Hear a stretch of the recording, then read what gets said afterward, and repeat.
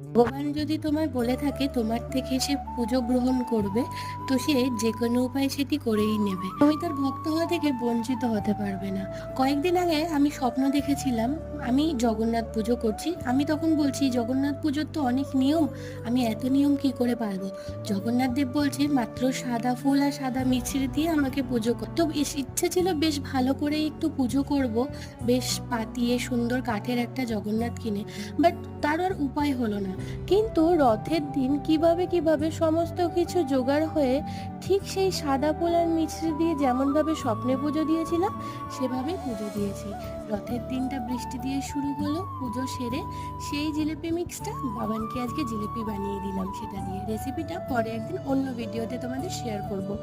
আর এভাবেই আমরা দিন কাটালাম। আর আমার যোগুরও তো জ্বর হয়েছিল, যে কারণে আমরা রথ টানতে যেতে পারিনি। কেমন লাগলো ভিডিওটা জানিয়ে কমেন্টে জয় জগন্নাথ লিখতে কেউ ভুলো না।